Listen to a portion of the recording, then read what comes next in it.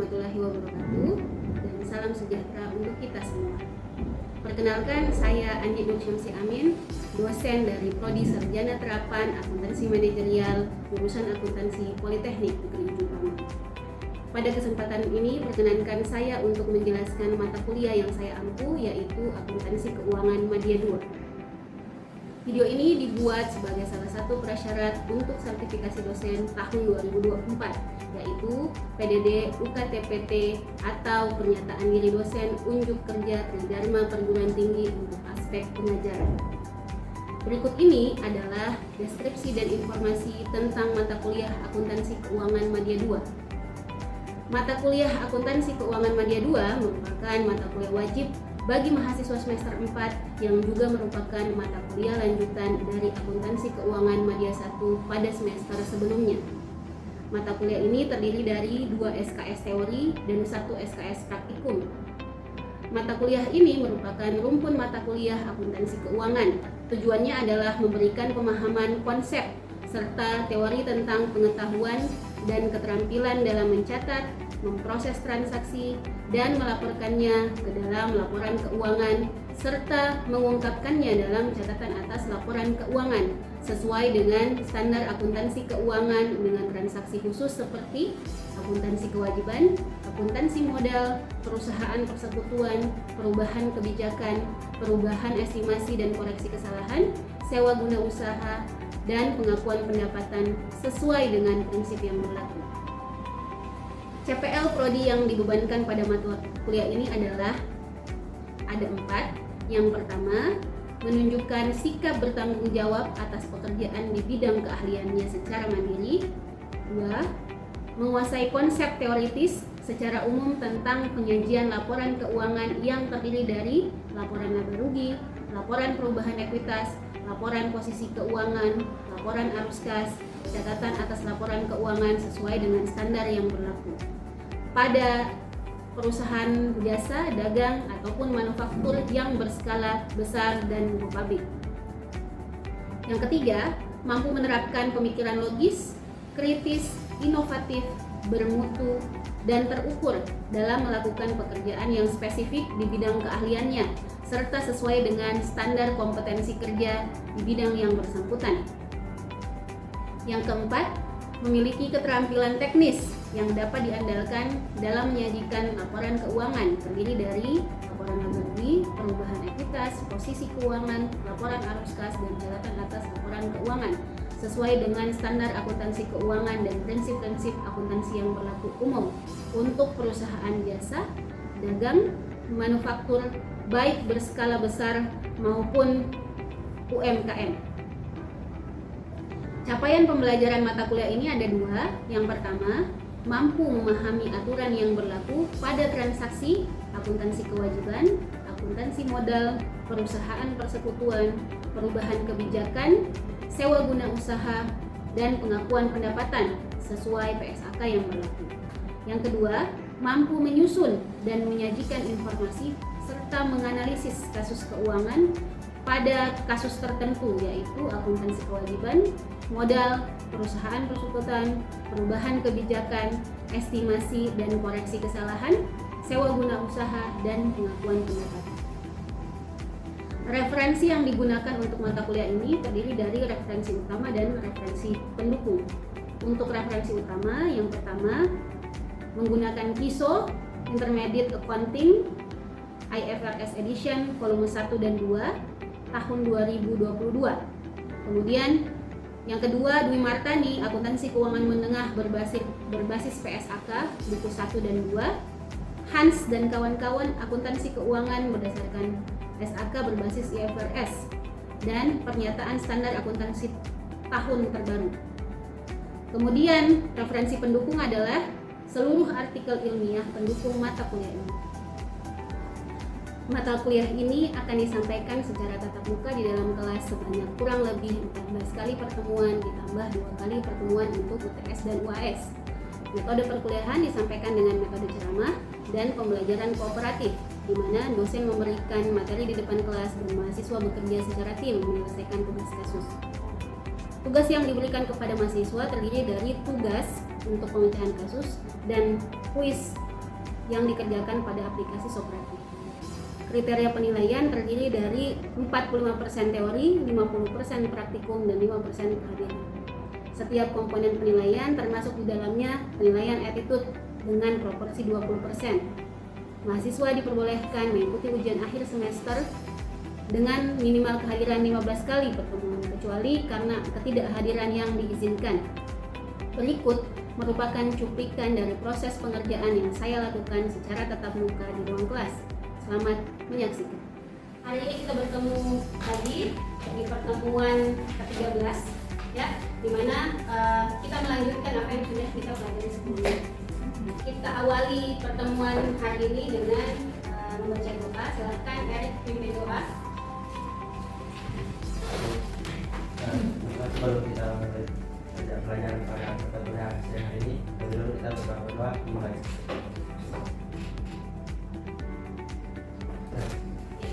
Baik, ya, pekan lalu kita sudah bahas akuntansi sewa guna usaha atau biasa dikenal dengan istilah leasing.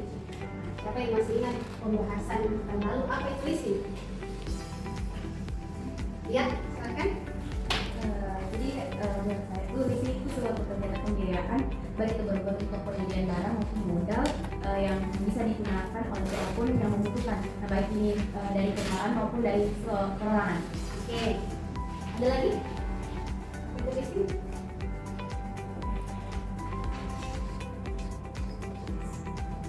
Pekan lalu saya jelaskan mungkin kata kunci terkait dengan leasing, ya. Ada diawali dengan apa?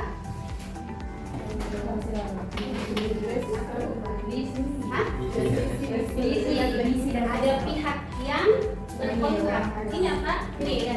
Leasing merupakan perjanjian. Itu diawali dengan perjanjian antara lessor dan leasing. Lessor itu dikenal dengan apa? Orang yang menyewakan atau memberi sewa atau yang punya asetnya. Kemudian leasing adalah orang yang menyewa, ya, orang yang menyewa, di mana disepakati dalam perjanjian tersebut menyediakan barang berupa aset produktif, jadi aset yang membantu dalam kegiatan operasi perusahaan, di mana aset tersebut bisa di-customize atau disesuaikan dengan kebutuhan si leasing. Kemudian yang konsekuensinya bahwa leasing ini akan membayar iuran sewa dalam jangka waktu tertentu yang sudah disepakati. Ingat itu kata kunci. Jadi ada diawal dengan perjanjian, kemudian ada yang terlibat, ya, leasing dan lessor, dan apa yang ada dalam perjanjiannya adalah perjanjian sewa aset produktif, ya, dengan jangka waktu. Oke, berikutnya, siapa masih ingat apa perbedaannya operating lease dengan financial lease? Sewa operasi dan sewa pemeliharaan berhubungan dengan transfer kepemilikan.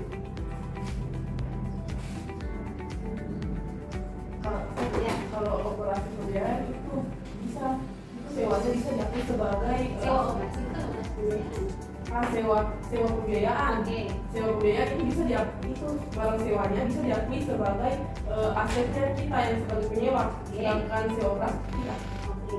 Jadi perbedaan yang dasar adalah betul, ya, bahwa kata kuncinya adalah ada pengalihan. Di sewa pembiayaan ada pengalihan hak, ya, di mana yang tadinya menjadi asetnya si lessor berubah menjadi asetnya si leasing, diakui sebagai aset sewa.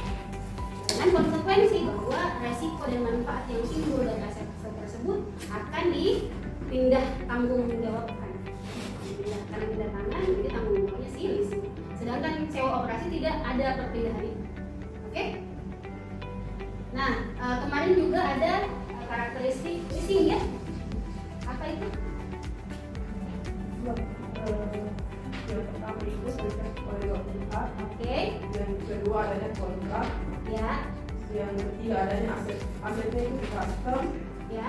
Yang keempat itu ada jangka waktu atau masa sewa. Jangka waktu. Atau masa sewa. Ya. Yang kelima itu ada nilai sewa atau angsurannya. Ya. Yang terakhir itu adalah hak opsi. Oke. Kalau kita bisa sederhanakan, bisa dilihat dari 4 poin ini, ya. di mana ada bergen purchase adalah hak opsi, kemudian transfer of ownership test, jadinya adanya transfer kepemilikan, lalu terkait dengan masa manfaat ya atau umur ekonomis, dan ada nilai aset sewaan yang disepakati. Itu nanti akan kita nilai bagaimana transaksi tersebut layak dikategorikan sebagai aset sewa guna usaha. Nah, ini prosesnya ya. Perjanjian sewa kita identifikasi dengan dari perjanjian itu, inilah poin-poin yang kita identifikasi, adanya transfer hak kepemilikan atau tidak, kemudian kalau iya kita lihat lagi kemungkinannya gitu, atau hak opsi ya, dibeli di akhir atau tidak, kemudian dari sisi umur ekonomis kita uji kemarin ya, kalau dia di atas 75% maka lulus tes. Nah, kita tes lagi nilai sewanya, maka kalau nilai sewanya dibandingkan dengan nilai wajar aset di atas 90%, maka hal tersebut bisa dikategorikan sebagai sewa. Lebih spesifik lagi sewa. Kemarin sempat dijelaskan ya bahwa ada perbedaan tuh sewa operasi dan sewa pembiayaan dalam mengakui dalam proses pengakuannya. Yang pertama, kalau sewa dari 4 kriteria utama ini, kalau tidak hanya satu kriteria yang atau hanya beberapa kriteria yang yang sesuai, maka masih dianggap sewa operasi. Sedangkan sekarang tidak ada lagi istilah seperti itu. Semua kalau sudah salah satu memenuhi maka dikategorikan sebagai sewa. Itu yang terbaru ya. Nah, sekarang kita akan masuk ke case ya, sesuai dengan lanjutan dari agenda pekan lalu, pertemuan sebelumnya. Jadi saya kasih lihat ya. Case-nya itu di Januari 2019 PT Angkasa menyewa mobil ya yang digunakan sebagai mobil operasional kantor. Nah, dalam perjanjian ini yang diatur bahwa masa sewa mobil 4 tahun dengan diketahui umur ekonomis 8 tahun. Ya. Kemudian nilai sewa dibayar tiap 6 bulan selama masa sewa. Jadi per tahun berapa kali? 2 kali ya. Dengan nilai angsuran 30 juta. Disepakati suku bunganya 8%, nilai wajar aset diketahui 225. Sewa ini tidak memiliki hak opsi. Ya. Yang pertama adalah kita tentukan jenis sewanya. Tadi kan ada karakteristik tuh, ya. Bagaimana menentukan apakah ini sewa pembiayaan atau sewa operasi. Kita identifikasi ya, apa yang diketahui. Pertama, masa sewa. Kemudian umur ekonomis.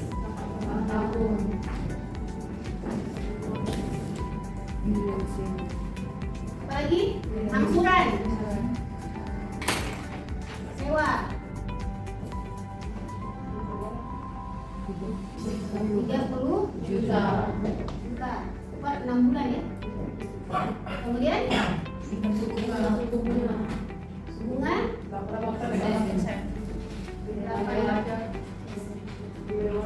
nilai wajar 200.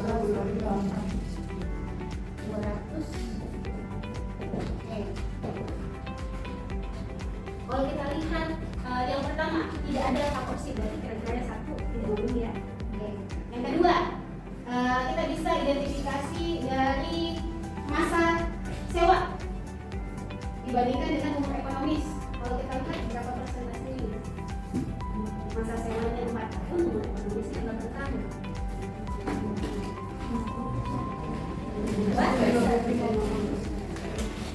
Sekarang kita uji untuk nilai sewa ya. Bagaimana caranya? Kita cari present value. Kelihatan nih, ini. Jadi Indonesia adalah angsuran nilai ini.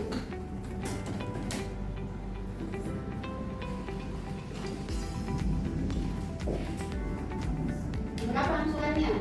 220 juta.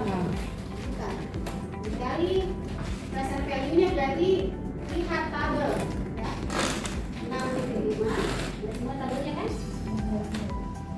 Berapa N-nya? Masa sewanya 4 tahun, umur ekonomisnya 8 tahun. Yang mana N-nya?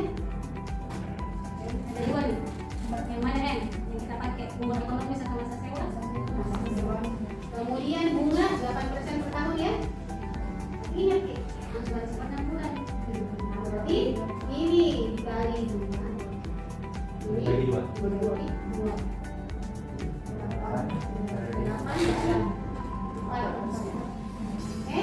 maka di sini lihat M-nya 8,4. Coba dicek.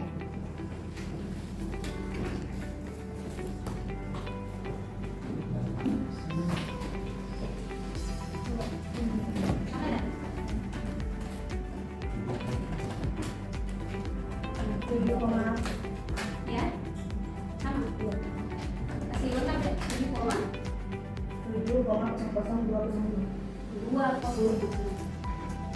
Ini kali. 200.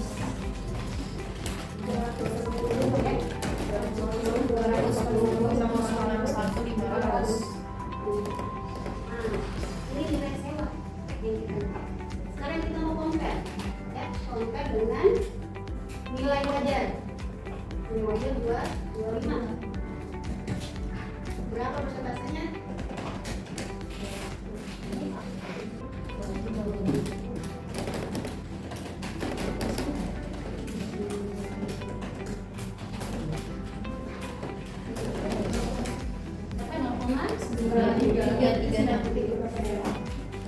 Ya, 93%. Jadi syarat memenuhi untuk masa nilai sewa.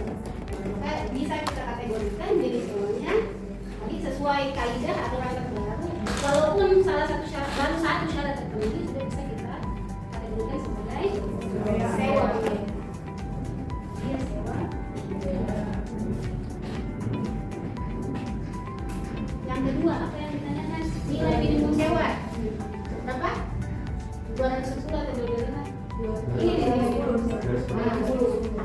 210. Tabel. Sekarang kita buat tabel.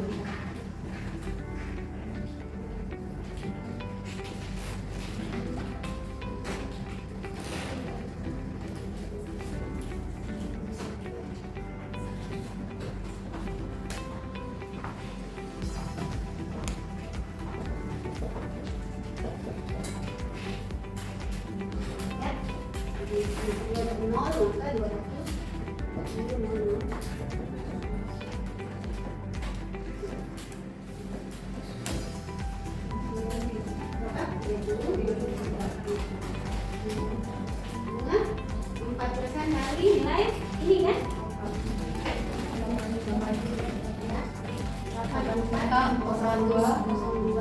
460.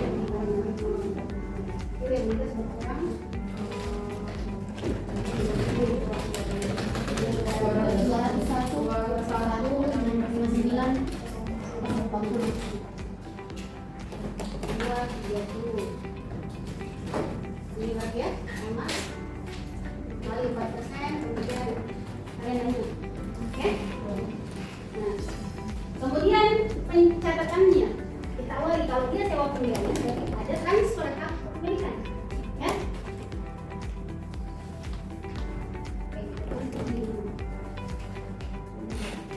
Kapan terjadi? 1 Januari, berarti 1 Januari 2019. Apa yang dicatat kondisi kendaraan sewa ya? Ada? Bukan ya, loyalitas. Nilainya 210 atau 205? 210.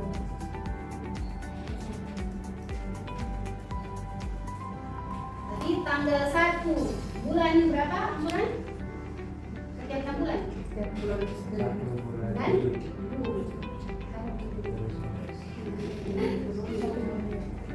Jadi apa?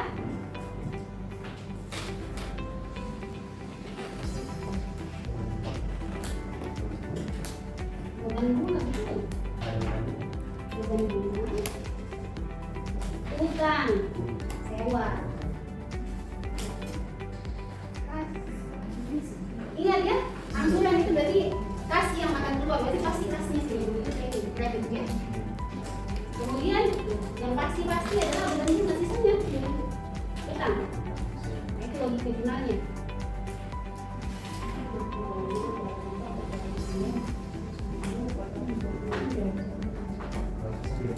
Sisanya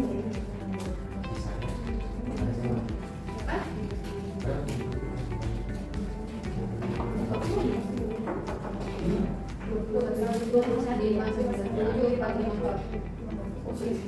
Ya, 21.597.40. Dari sini ini. Karena dalam angsuran itu ada bunga ya, itu kan hilang nilai bunganya, kemudian sisanya menjadi utang sewa yang akan mengurangi. Sorry, berarti bukan ini, ya, tapi dikurangi 21. Jadi 100 berapa? 210 dikurang 21.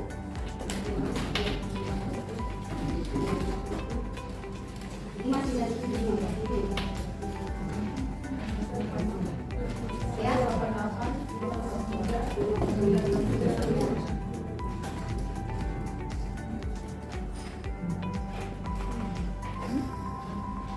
ada yang bertanya sampai ke sini?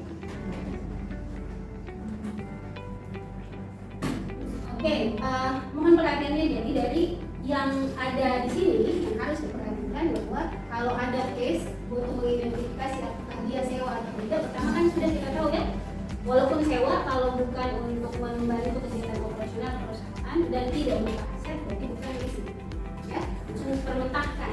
Nah, kalau kita lihat ini kan ya indikasinya sewa berusaha karena aset produktif yaitu mobil yang digunakan sebagai kegiatan kendaraan operasional kontrol, ya. Kemudian ada perjanjian di dalamnya, kemudian dua belah pihaknya yaitu PT Angkasa Kepala Ren, ya, jadi ada leasing dan lesor, itu pasti indikasinya sewa sewa berusaha. Dan nanti kita akan menentukan sewa meningkat atau sewa operasi, ya. Kriterianya tadi ya, yang pertama kita lihat, oh masa sewa diketahui. Selalu ya saya sampaikan bahwa identifikasi case-nya itu apalagi banyak soal kasus ya, identifikasi dulu apa yang diketahui. Oh masa sewa, angsuran, bunga, ya. Kriterianya tadi apa? Kalau terkait masa sewa berarti kita cari informasi ekonomis. Jadi kriterianya di atas 75% itu bisa dikategorikan sebagai sewa pembiayaan.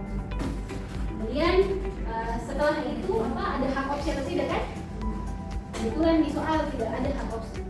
Di soal ini juga tidak memenuhi kriterianya untuk umur ekonomis, ya, karena di bawah 75%.